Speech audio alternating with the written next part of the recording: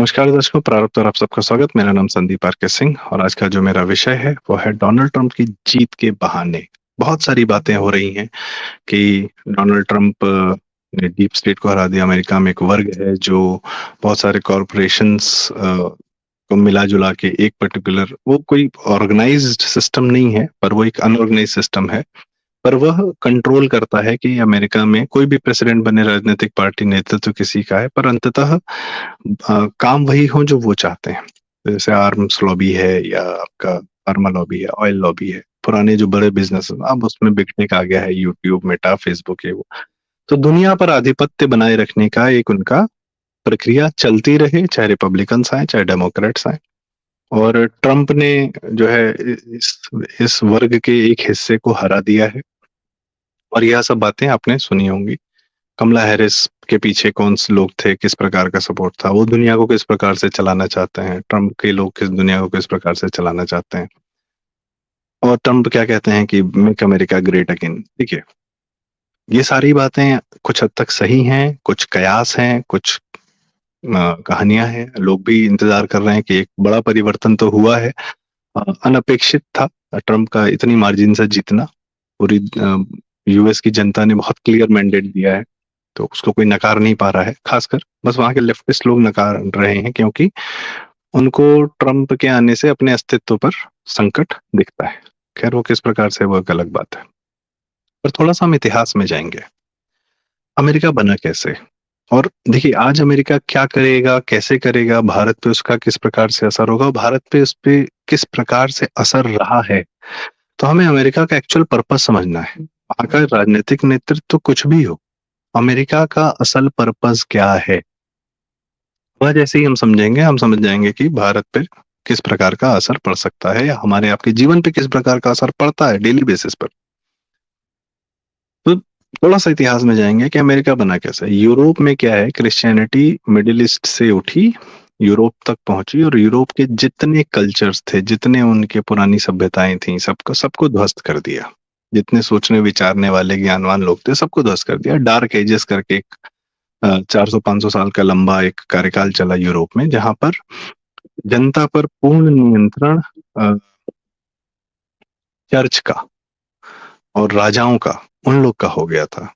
तो बहुत फ्यूडलिस्ट सिस्टम, जो ये सब जितने शब्द आप सुनते हैं, ये सब वही यूरोप की इसी समय काल की बात है। तो बाद में ये लोग सेकुलरिज्म नाम का कंसेप्ट लाए कि चर्च और राज्य जो है अलग अलग हो जाएंगे। और जो हमारे यहाँ भी इस पर सेकुलरिज्म का अलग तरीके से इंटरप्रिटेशन किया गया, पर सेकुलरिज्म का कंसेप्ट वहां आया।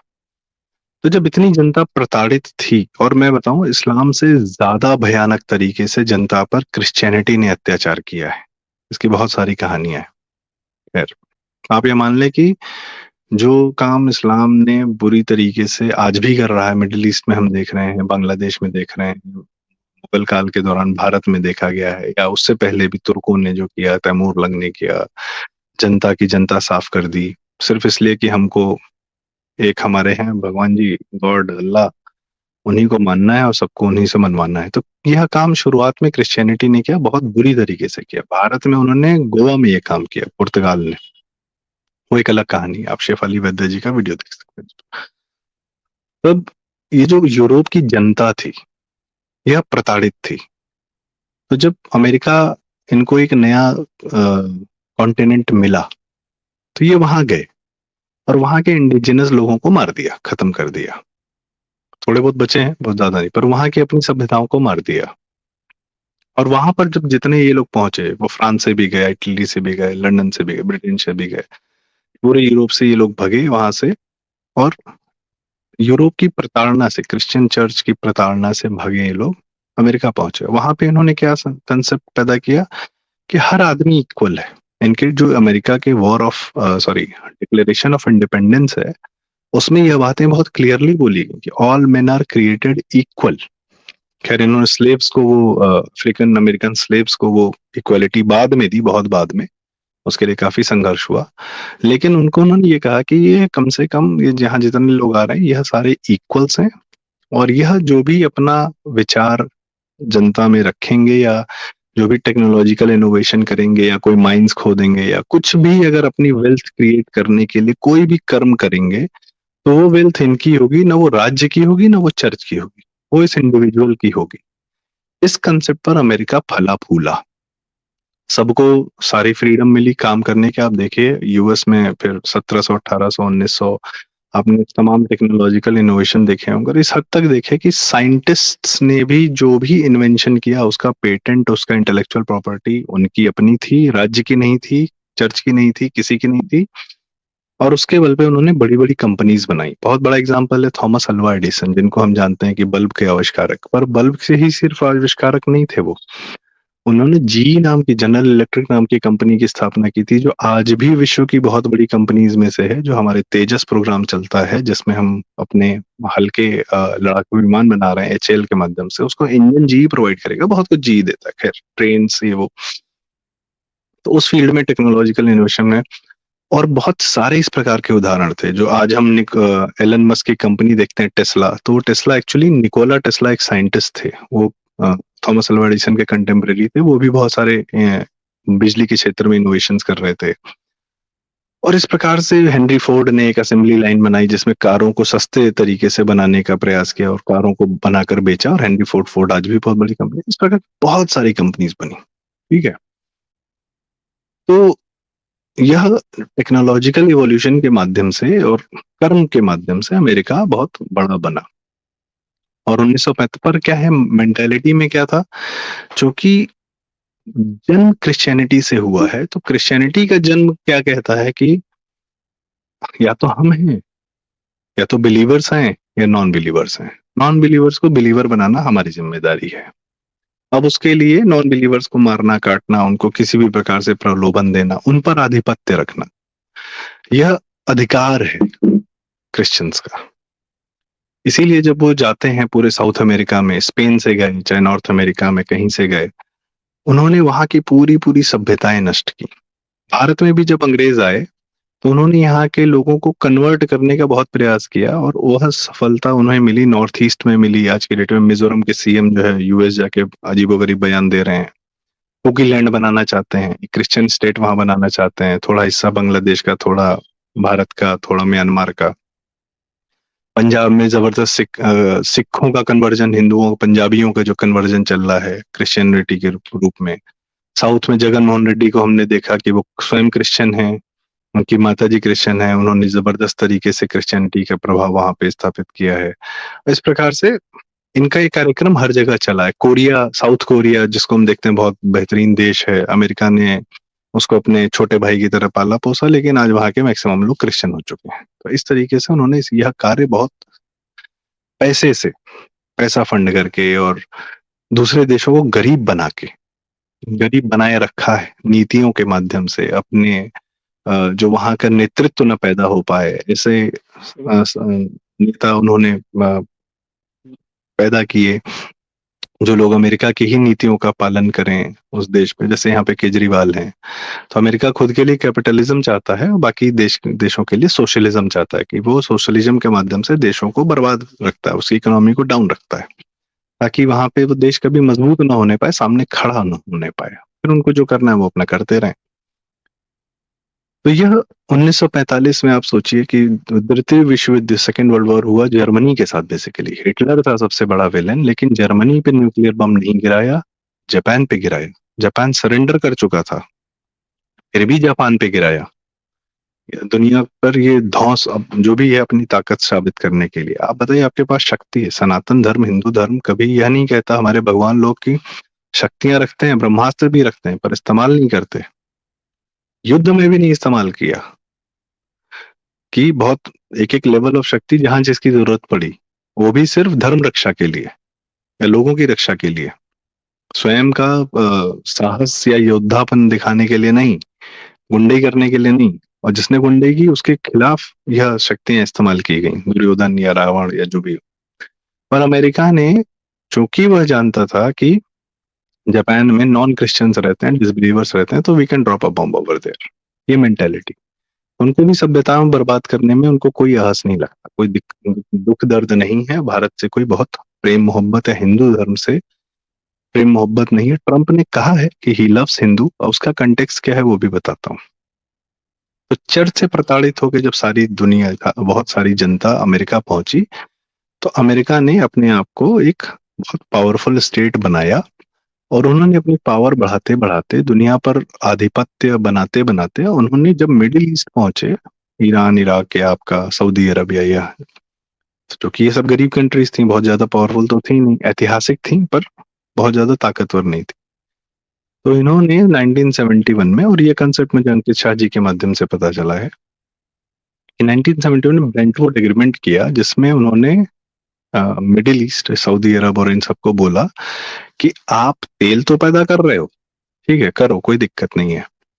पर आपका तेल दुनिया में सारे देशों में सही सलामत पहुंच जाएगा, इसकी गारंटी कौन लेगा?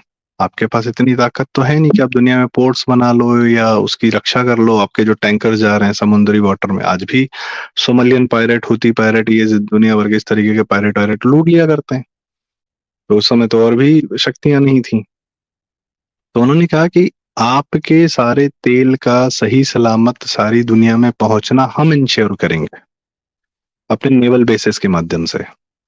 पर हमारी शर्त यह है कि आप जो ये ट्रेडिंग करोगे, तेल बेचोगे और दुनिया से कुछ भी सामान खरीदोगे अपनी सहूलियत के लिए, अपनी जरूरतों के लिए, वो आप डॉलर में करोगे। तो सडनली जो है, अचानक से रातों रात, ये हेनरी किसिंजर ने कराया था, इस जो आप पेट्रो डॉलर टर्म सुनते हैं वो यहीं से आता है।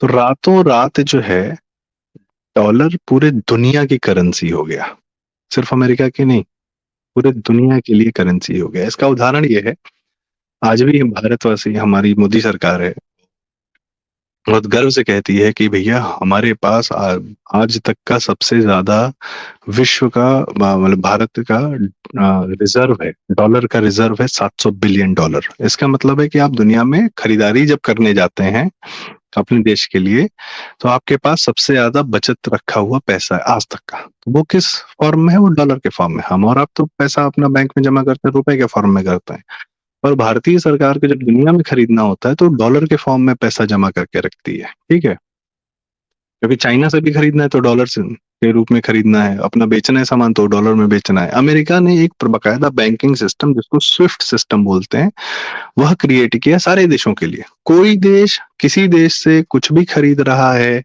कुछ भी आपस में ट्रेडिंग कर रहा है, वह करेगा डॉलर में, ठीक है। यह उन्होंने एक सिस्टम बना दिया और सब देशों को इसके आधिपत्य में आना पड़ा, इसके अधीन आना पड़ा, क्योंकि स्वयं में उतने मजबूत नहीं थे। तो इस प्रकार से अमेरिका ने यह इंश्योर किया कि दुनिया जो है सारी ट्रेडिंग डॉलर में करे। इसका अमेरिका को क्या फायदा हुआ?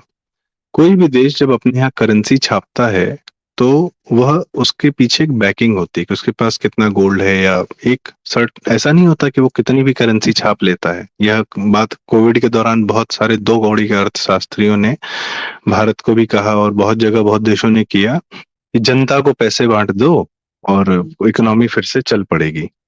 लेकिन उससे यह महंगाई बढ़ जाती है। वेनेजुएला एक बहुत बड़ा उदाहरण है। वेनेजुएला में क्या हुआ? वेनेजुएला एक बहुत रिच कंट्री थी, उसके पास ऑयल बहुत ज्यादा था। तो उन्होंने, ह्यूगो चावेज आए, उन्होंने क्या किया कि उन्होंने जनता को कहा कि चूंकि हमारे पास पैसा बहुत ज्यादा है तो हम बहुत सारी सुविधाएं आपको दे देंगे, और मुख्य रूप से समाज या परिवार की जितनी जिम्मेदारियां थी सरकार ने अपने सर पे उठा ली। फिर क्या हुआ? किन्हीं कारणों से तेल के दाम बहुत बढ़ गए, तो वेनेजुएला का तेल दुनिया ने खरीदना बंद कर दिया, तो उनके पास इनकम की कमी हो गई।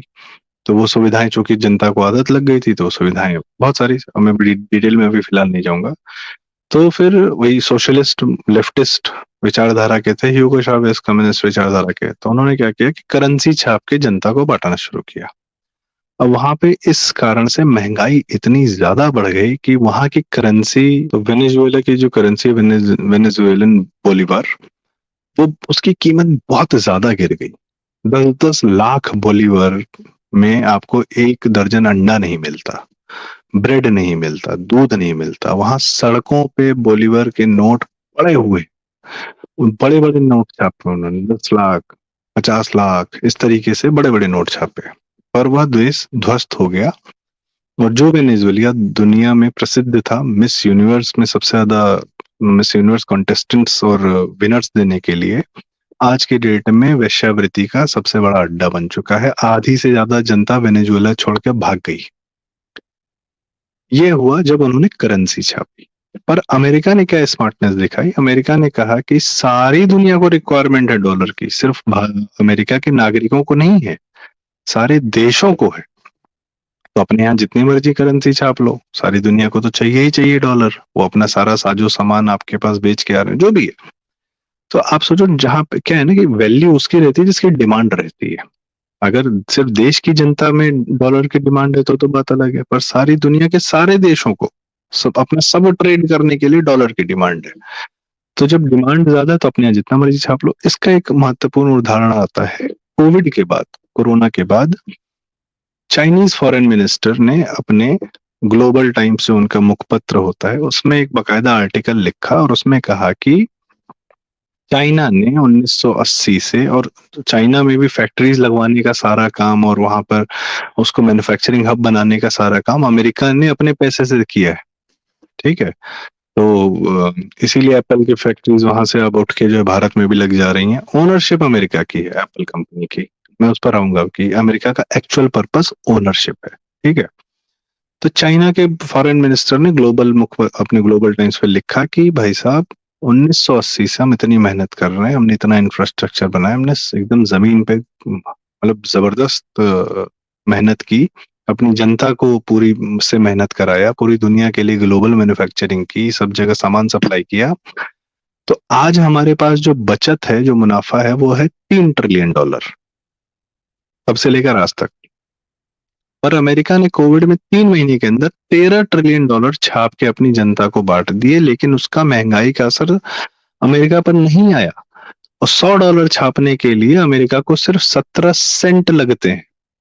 मतलब 17 रुपए लगते हैं 10,000 रुपए छापने के लिए। आपने 17 रुपए खर्चा करके 10,000 रुपए की वैल्यू बना ली अमेरिका ने अपने लिए। ये उसने हवा से पैसा पैदा करने का ये काम किया। अमेरिका की बहुत बड़ी ताकत। आप देखेंगे कि मैकडोनल्ड्स है, पिज्जा हट है, डोमिनोज है, ये बड़े बड़े मॉल्स में, बड़े बड़े फैंसी रेस्टोरेंट में या बड़ी बड़ी जगहों पर इनके ये बड़े बड़े सेटअप हैं। यहाँ पे बड़े अच्छे कायदे के कमाल के लोग काम करते हैं, हमारी जनता से बढ़िया ट्रेनिंग पाते हैं, मशीनें लगी रहती हैं। आपको लगता है ये प्रॉफिटेबल है? एक भी मैकडोनल्ड आपको लगता है प्रॉफिटेबल होगा?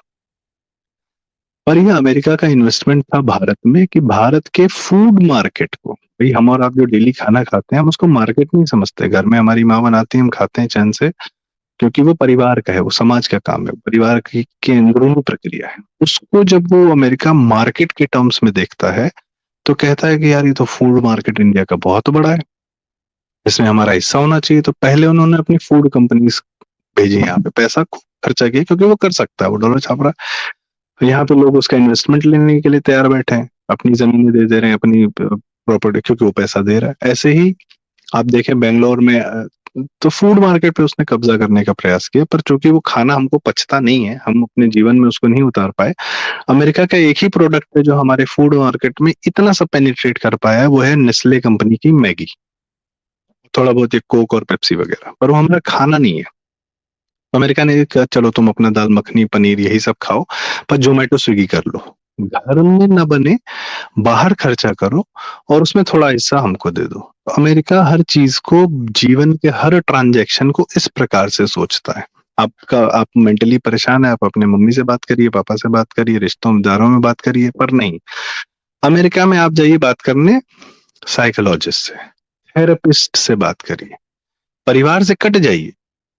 इसीलिए परिवार तोड़ने का सारा कार्यक्रम डेमोक्रेट्स चलाते हैं, क्योंकि जैसे ही परिवार हटता है तो एक इंडिविजुअल की सारी नीड्स कमर्शियल हो जाती हैं। नीड्स तो नीड्स रहेंगी रहेंगी, तो वो कमर्शियल हो जाती हैं। वो इंडिविजुअल उनके लिए पैसा पैदा करने का यंत्र बन जाता है। खैर, बात यहाँ आ रही थी कि अमेरिका को डॉलर की इतनी शक्ति मिली। ठीक है।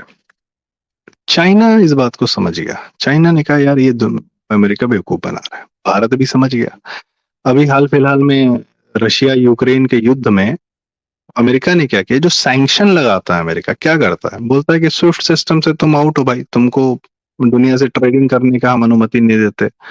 अब स्विफ्ट के अलावा कोई और सिस्टम है नहीं, तो ईरान को अगर ट्रेडिंग करना है तो कैसे करेगा, अपनी करेंसी में कैसे करेगा। तो रशिया यूक्रेन युद्ध के दौरान अमेरिका ने यही कहा, यूरोप को बोला कि रशिया से तेल नहीं खरीदोगे। यूरोप मान गया, क्योंकि यूरोप तो छोटा भाई है वहां का। तेल जो आप सोचिए, रशिया यूरोप बगल-बगल है। अमेरिका बोल रहा है कि तुम उनसे तेल नहीं खरीदोगे। ठीक है भाई, नहीं खरीद रहे। एक पूरी पाइपलाइन बिछी हुई थी नॉर्ड स्ट्रीम, उसको फोड़ दिया, ध्वस्त कर दिया। रशिया को स्विफ्ट सिस्टम से आउट कर दिया। रशिया ये बात पहले से जानता था, इसलिए उसने अपने लिए एक नया सिस्टम बना लिया और उसने बोला अब हम जो ट्रेडिंग करेंगे रूबल्स में करेंगे। भारत ने मजबूती दिखाई, कहा कि भाई अगर यूरोप मिडिल ईस्ट से तेल खरीदेगा, हम भी मिडिल ईस्ट से तेल खरीदेंगे तो तेल के दाम बढ़ेंगे, हमारे यहाँ हाहाकार मच जाएगा। तो तुमने रशिया से मना किया है तेल खरीदने के लिए, हम जा रहे हैं रशिया से खरीदने के लिए। तो रशिया को कोई और खरीदार नहीं मिल रहा था, भारत ने कहा डिस्काउंट पे दो, तो रशिया ने कहा ले जाओ, 20% डिस्काउंट पे ले लिया। यूएसए और वेस्ट को बहुत बड़ी दिक्कत। जयशंकर साहब से बहुत बार पूछा गया कि आप रशिया से क्यों खरीद रहे हैं तेल, तो उन्होंने कहा कि भाई एक महीने में जितना खरीदते हैं तुम लोग एक हफ्ते, तुम लोग एक दोपहर में खरीद लेते हो, आधे दिन में, तो हमको ज्ञान मत दो। पहली बार भारत ने मजबूती दिखाई। चाइना भी समझ गया, रूस प्रताड़ित था ही, क्योंकि अमेरिका ने उसके दरवाजे पे युद्ध ले जाके रख दिया था। और कैसे किया था, जैसे यहाँ केजरीवाल पैदा किया है, यूक्रेन में जेलेंस्की पैदा कर दिया था, उसको राष्ट्रपति बनवा दिया वहां का, और उसके माध्यम से ये कि भाई नाटो यूक्रेन में जाएगा या यूक्रेन नाटो में जाएगा। नाटो में जाने का मतलब कि यूक्रेन की धरती पे अब अमेरिका के मिसाइल्स, मिलिट्री बेस सब बन जाता। तो रशिया क्यों अपने घर के बगल में जो है अमेरिकन मिसाइल्स और अमेरिकन बेसिस बनाने देगा। तो रशिया ने कहा कि तुम इससे पहले नाटो में जाओ, हम ही तुमको ध्वस्त कर दें। यह मजबूर किया अमेरिका ने। खैर, और ये सब अमेरिका के दांव उल्टे पड़ते चले गए इन 4 सालों में। पर अमेरिका का जो बिजनेस मेन है, ठीक है, वो इस प्रकार के कन्फ्लिक्ट्स पैदा करके, इस प्रकार की मुसीबतें दुनिया में पैदा करके, या दुनिया की ओनरशिप लेने में, आपका फ्लिपकार्ट है, ये अमेरिका का मेन पर्पस है। सबकी ओनरशिप, दुनिया में कोई ट्रांजैक्शन चल रहा हो, कोई आदमी मेहनत कर रहा हो, कोई काम करे, ओनरशिप मेरी। जैसे फॉर एग्जांपल फ्लिपकार्ट आपके यहाँ ई कॉमर्स कर रहा था, सचिन बंसल से सनी बंसल इन लोगों ने पूरी जो है कंपनी बनाई, जो बंसल्स ने ई कॉमर्स यहाँ डेवलप किया, ठीक है, अमेजन की कॉपी किया, भारत के मार्केट को एक नई चीज दी। लेकिन वो क्या है, कभी प्रॉफिटेबल नहीं हो पाए। क्यों? क्योंकि आईटी सिस्टम्स में और पूरी सिस्टम में बहुत पैसा लगता है। ठीक है भाई, उन्होंने क्या किया कि धीरे धीरे इन्वेस्टमेंट देते रहे टाइगर ग्लोबल से, और टाइगर ग्लोबल ने अंततः देखा कि यार प्रॉफिटेबल नहीं हो पा रहे हैं, तो अंततः वॉलमार्ट को बेच दिया। वॉलमार्ट दुनिया की सबसे बड़ी, one of the biggest companies. जब तक टेक्नोलॉजी वाली कंपनी बड़ी नहीं हुई थी एप्पल वैप्पल, उससे पहले वॉलमार्ट ही दुनिया की सबसे बड़ी कंपनी हुआ करती थी। क्या सुपर स्टोर्स थे उनके, एक। और अमेजोन तो यहाँ पे अपना उसने किया ही किया जो किया। सो आपकी यहाँ पे जो ट्रांजैक्शन हो रहा है, अब जैसे आप अगर आप कंज्यूमर को जान गए हैं, कंज्यूमर आपकी मुट्ठी में है ऐप के माध्यम से, तो उसको क्या बेचना है, क्या दिखाना है ऐप पे वो, और फिर डील कैसे करनी है एक्चुअल मैन्युफैक्चरर से, यार वो आसानी से अमेजोन इस तरीके से करता रहता है। सबसे ज्यादा प्रॉफिट मार्जिन कैसे निकालना है। आपको बताऊं, आपका जो साबुन, तेल, क्रीम, कंघी पूरे भारत में जो हम देखते हैं, लक्स, लिरिल, ये डेटॉल, ये वो दुनिया की जितने आप ब्रांड्स देखते हैं, ये मैक्सिमम अमेरिकन कंपनीज के ओनरशिप में है। प्रॉक्टर एंड गैम्बल, ये ब्रांड्स अमेरिकन कंपनीज ओन करती हैं। आपके यहाँ का कैंपा कोला और थम्सअप को ध्वस्त करके, थम्सअप को खरीदा कोका कोला ने जब 190 और 92 में आ गया, क्योंकि आपके इंडिजिनस मार्केट को हमेशा ध्वस्त करना था। अमेरिका ये काम बहुत पहले से कर रहा है। टेक्नोलॉजी में आप जिस फोन का इस्तेमाल करते हैं उसमें जो प्रोसेसर है उसकी ओनरशिप स्नैपड्रैगन, क्वेलकॉम अमेरिका के हाथ में है। फार्मा में बहुत सारे जो फॉर्मुलेशंस होते हैं उसकी ओनरशिप अमेरिका के हाथ में है। और आप अपने यहाँ कुछ नया बना भी नहीं सकते, क्योंकि वो जो पूरा किसी फॉर्मूला को एक्चुअली सर्टिफाई करने की जो पूरी प्रक्रिया है वो अमेरिका के हाथ में है। ये वाले साइंटिस्ट नोबेल पाएंगे, ये उस तरीके से जर्नल्स में इनका ये पेपर छपेगा, रिसर्च पे तो पूरा कंट्रोल अमेरिका का है। जब तक वो वेरीफाई नहीं करता वो वर्ल्ड वॉर मान्य नहीं होता। कौन सा देश खुश है, कौन सा देश दुखी है, किसके यहाँ फ्रीडम ज्यादा है, किसके यहाँ कम है, किसके यहाँ प्रेस फ्रीडम ज्यादा है, ये सारी जो कहानी है ये अमेरिका की कंपनीज और यूरोप की कंपनीज इस तरीके से एनजीओ किया करते हैं। चाहिए क्या? ओनरशिप। आप सत्या नाडेला हैं, आप सीईओ बन के काम करिए, माइक्रोसॉफ्ट चलाइए, माइक्रोसॉफ्ट की ओनरशिप बिल गेट्स के हाथ में रहेगी। आप पराग अग्रवाल हैं, ट्विटर के सीईओ हैं, ठीक है, आपको 2 महीने के अंदर लात मार के हम बाहर कर देंगे, जैसे ही ओनरशिप एलन मस्क के हाथ में जाती है, पुराने ट्विटर के ओनर से। काम करो, मेहनत करो, सैलरी लो हमारे लिए, ठीक है? ये अमेरिका का मेन पर्पस है। ट्रंप जीतता है, क्या अमेरिका का ये पर्पस खत्म हो जाएगा? नहीं। एलन मस्क की बैकिंग कहाँ से आती है? एलन मस्क के पास भी बहुत पैसा है, तो क्या उन्होंने जिन कंपनी से पैसा कमाया है, क्या टेस्ला कार्स के माध्यम से कुछ पैसे कमाए क्योंकि यूरोप में उनको सब्सिडी मिली, वो कानून भी बनवाए उन्होंने वहां पे। और एलन मस्क की ज्यादातर कंपनी जो है, पेपैल उन्होंने बेचा, इस तरीके से प्रॉफिट कमाया, वैल्यूएशन कमाए, उससे अपना बेचा, बहुत पैसा कमाया। पर basically there are lot of backers, उनके भी बैकर्स हैं, फाइनेंशियल बैकर्स हैं। तो अमेरिका के कॉर्पोरेट्स ने अपना जो है ना, सारे अंडे एक बास्केट में नहीं रखे डेमोक्रेट्स के, उन्होंने रिपब्लिकन्स में भी रख रखे। कौन जीतेगा हमें नहीं पता, हम दोनों का प्रयास करेंगे, दोनों के अलग अलग तरीके हैं दुनिया पर आधिपत्य बनाए रखने के। डेमोक्रेट्स दुनिया को जाके अंदर से तोड़ते हैं, जैसे भारत में प्रयास किया, बांग्लादेश में हाल फिलहाल में किया, श्रीलंका में किया, पाकिस्तान में इमरान खान को लाए, पूरा रेजिम चेंज कराया, उसको हटाया, सब कुछ। ये सारी कहानी अमेरिका के माध्यम से होती है। भारत को हमेशा डिस्टर्ब करने के लिए पाकिस्तान की फंडिंग करते रहे, आज भी कर रहे हैं आईएमएफ के माध्यम से। ठीक है, ये एक कहानी है, बाकी इन दुनिया में तो लोग करते रहे हैं जो करना है इनको। तो पॉइंट इज कि भारत का मुख्य मुद्दा ये है मोदी जी का कि नहीं, हमारे किसी काम की ओनरशिप अब हम नहीं देंगे तुम्हें।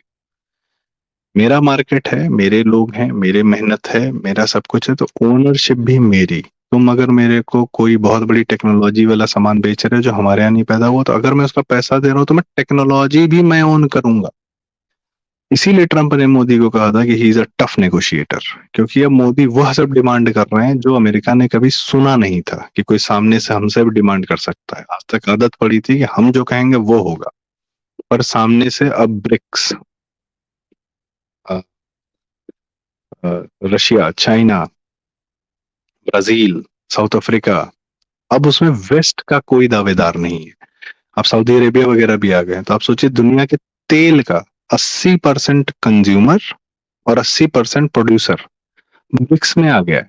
उसको अमेरिका के स्विफ्ट सिस्टम से कोई मतलब नहीं है। अगर ये ट्रेडिंग दुनिया के तेल की अगर आपस में ही ये लोग करने लगे, अपनी करेंसीज में करने, कोई कॉमन करेंसीज में करने लगे, तो अमेरिका के डॉलर की ताकत ध्वस्त हो जाएगी। इसलिए अमेरिका अंदर से परेशान है। इसलिए ट्रंप ने भी कहा था कि डॉलर का रिजर्व करेंसी स्टेटस हम नहीं जाने देंगे, क्योंकि अमेरिका आज की डेट में वहां जनता है नहीं कोई मैन्युफैक्चरिंग करने वाली, कोई प्रोडक्शन वाली, आधी ज्यादा ड्रग्स में पड़ी हुई है। उनको इतनी सुविधाएं बढ़िया सरकार ने दे रखी हैं, सारी दुनिया का धन लूट के अमेरिका पहुंच रहा है। सारी दुनिया के बेहतरीन लोग, बेहतरीन दिमाग लेके अमेरिका पहुंच रहे हैं कि हम यहाँ पे काम करेंगे, हमको यहाँ मौका मिल रहा है। आपके देश में मौका क्यों नहीं? क्योंकि अमेरिका ने उसको डिस्टर्ब कर रखा है। अमेरिका ने वहां के नेता, राजनेता सब खरीद रखे हैं, जिनसे वो इन देशों को अंदर से डिस्टर्ब करके रखता है। राहुल गांधी गए ना बिकने के लिए, अमेरिका ही जाते हैं। उन्हीं की नीतियों के, अब केजरीवाल, ये सब और भी हैं। भारत में बहुत सारे नेता हैं जो बिकने के लिए तैयार हैं। एक आदमी बिकने के लिए तैयार नहीं। आप देखिए दुनिया में किन से तकलीफ है, जो अपने देश के लिए बिकने को तैयार नहीं है। पुतिन, नेतन्याहू भारत में, और इटली वाली मेलोनी जी भी। और इस प्रकार से दुनिया में, देश में एक एक नेता पैदा हो रहा है जो बिकने के लिए तैयार नहीं। चीन ऑफ कोर्स वो अपना भी देखता है, वो अपने आप को बहुत कंट्रोल कर रखा है। तो यह सब जब साथ आ रहे हैं तो अमेरिका की हेजेमनी ध्वस्त हो रही है। अमेरिका में कुछ कॉर्पोरेट्स हैं जो कह रहे हैं कि भैया अब हमारी पावर हो रही है कम, और ये कम ही होती जाएगी, तो चुपचाप शांति से नेगोशिएशन करो, अपनी इन्वेस्टमेंट करो। जब तक डॉलर की ताकत है, दुनिया में जितनी ओनरशिप ले सकते हो ले लो, वहां इन्वेस्ट करते रहो, करते रहो, करते रहो। भारत में करो, इमर्जिंग मार्केट्स में करो, करो, कोई दिक्कत नहीं है। जो मिल रहा है ले लो। अब अमेरिका, ये ट्रंप की जीत से जो अमेरिका का एक डीप स्टेट का एक हिस्सा है, वो यह सोच रहा है, पुराना वाला कह रहा है नहीं, जैसे चल रहा था वैसे चलाएंगे, सबको तोड़ के, सबको ध्वस्त करके हम अपनी हेजेमनी स्थापित करेंगे। अमेरिका इवॉल्व कर गया है। ट्रंप की जीत यह बताती है। अब वो दुनिया को डिस्टर्ब करके नहीं, पर दुनिया में जब तक उसके पास डॉलर की ताकत है, सैन्य शक्ति है, जितनी ओनरशिप ले सकता है लेगा। डिस्टर्ब तो करेगा। अब जैसे भारत में वो क्रिश्चियन स्टेट बनाना चाह रहे हैं, ये सब करना चाह रहे हैं, वो सब काम छोड़ेगा नहीं, थोड़ा सा कमी आएगी। अब यह डिपेंड करता है कि भारत कैसे डील करता है अमेरिका से, क्योंकि अमेरिका का पर्पस एक ही है, आपकी ओनरशिप। आप कितनी होने देते हैं, वो कितनी ले पाता है, या भविष्य के गर्त में। तो ये थोड़ा इतिहास के साथ और एक बात मैंने अमेरिका का पर्पस समझाने का प्रयास किया है। अगर आपको बातें सही लगी हो, ज़रूरी लगी हो, तो कृपया वीडियो लाइक करें, शेयर करें, चैनल ज़रूर सब्सक्राइब करें। Thank you so much. नमस्कार, प्रणाम, राम राम।